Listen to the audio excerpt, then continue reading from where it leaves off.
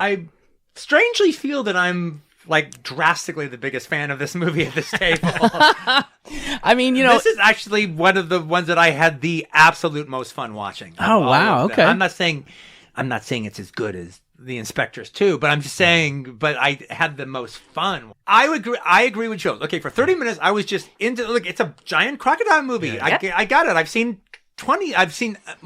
at least 8 of those. Yeah. All right. And so here's another one. Yeah. All right. And it was a real damn good one. And I liked the whole Thailand thing about it. Yeah. And I think the movie was exceptionally directed. Oh, and I'm a big fan of this director. So it was really great to see him do a modern film, Stewart Raffill.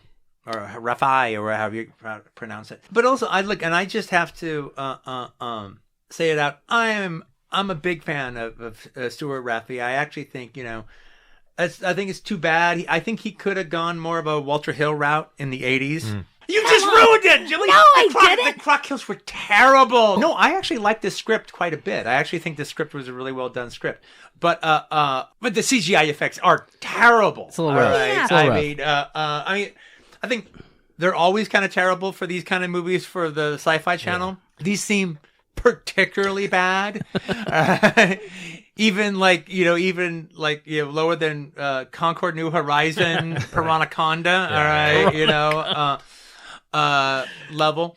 But even having said how terrible they are, it gets a little better by the end. By the end, they're not relying so much on CGI. And once they get into the cave, it kind of becomes the real crocodile. Yeah, no, that's true. And that was surprising. It stopped with the big thing. But I will now turn around and use that as a positive, because we're talking about an animal attack movie. The reason you're watching Grizzly is for the grizzly attacks. Yeah. The reason you're watching, even to some degree, Jaws the first time, the reason you're watching it is for the shark attacks. All right, that's rançon de terre. All right, same thing with the slasher film. You're watching it for the attacks. The fact that the attacks can be so subpar, and I still really like the movie anyway, and really commit to it being, I think, a really classy, really good movie, says something.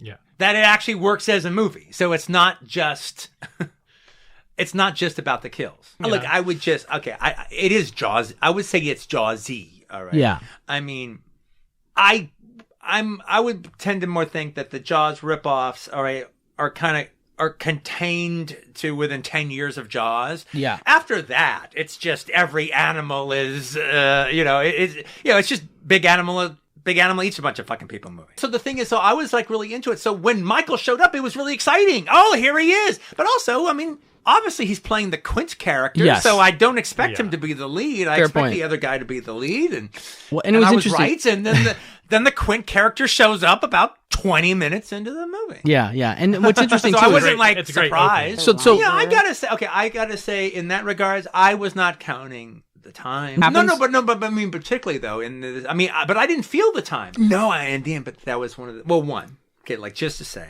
and this actually goes into one of the things I liked about it. I totally had this heart-pumping reaction when Michael just shows up.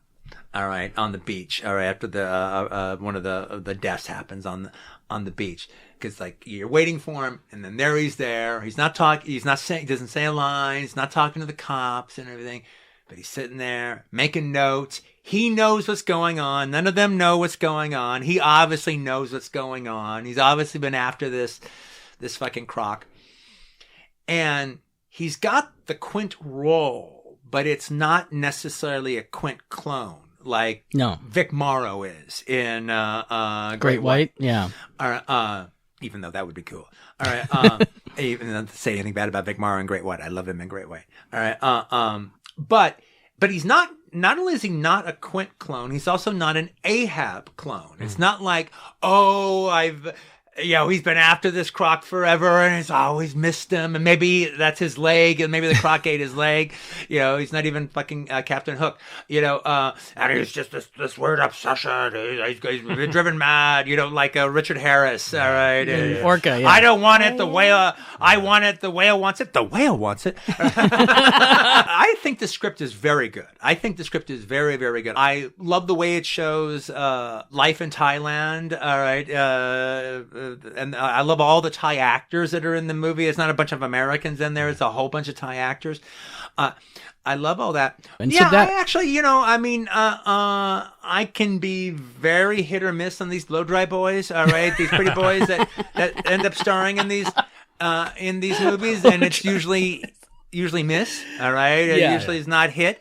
I actually thought I kind of liked his character. I liked his con man kind of thing. He was good looking, but not too good looking. All right. I thought he was charming enough, and I even liked his sidekick, his little brother. But where the script really does something neat is once you actually get to hang out with Mike's character a little bit. Michael's character, he's on his boat and he's with the lead girl who's my favorite, along with Michael, is my favorite actor in the movie. I really like the lead girl, the Croc expert. Yeah, I know that's always one of my favorite characters in a animals attack movie anyway, is the expert that they rope in to help. I like them too. The pretty girl expert that they rope in to help him. The beautiful expert girl. And so she's talking to Michael, and then you start noticing that there's snapshots all over the cabin of the boat, mostly of children. Now, by the way, the movie won my respect by killing a child midway through the movie. In my notes. Not just teasing with, which, by the way, it even teases with killing a child at the beginning and then doesn't do it. And they go, oh, of course they're not going to do that. Yeah. That's like the unbreaking rule. Yeah. All right, in American animal, you don't attack the child. All right, but this does. And then all of a sudden you look around the fucking thing, and it's most of the victims are 5-year-old children, and like sisters and brothers. And you start realizing that the thing is, most of them, they're poor Taiwanese boat people. And but there's seems like there's at least 40 people on his wall, if not 60. Yeah, it's a lot. And now, in today's world, even when you like these kind of movies, it's hard to blame an animal for doing what an animal does, like eat its prey, so when the tiger goes apeshit, or a shark goes apeshit, or a crocodile goes apeshit, well, that's just a tiger being a tiger. That's just a crocodile being a crocodile. But here, they make the bold implication that no, this croc just isn't eating to eat. He's not just eating for survival. This is a sick fucking animal. And it's got a taste for poor humans in its mouth, and it's an insatiable taste, and it likes it. It enjoys it. So it makes the case through Michael's monologue without ever saying the word serial killer. It makes the case that the crocodile is a serial killer. And Michael literally is playing it not like a Quint character, not like an Ahab character. He's playing it like that one burnt out cop that's been after the serial killer for 20 years. Nobody even knows that there's a serial killer. He's the only one that notices that all the murders are connected. He's the only one that knows it.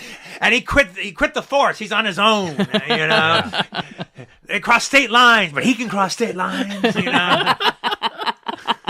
He's given him a name. Nobody else has a name for him. They don't even know he's out there.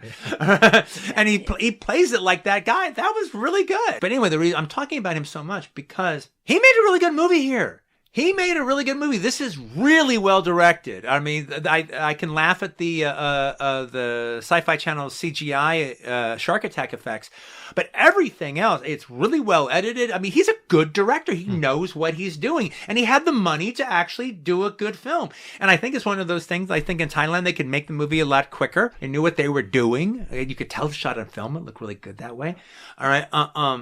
But I think they had it all, like they do in the Philippines. They had it wired, and so he got a lot of movie for what I would imagine is probably only 4 weeks. I think he got a lot of movie on screen, and it was also cool to see Michael being directed by a really good director, at this stage. And they treat Michael like he's a superstar. Absolutely. And Michael acts like a superstar.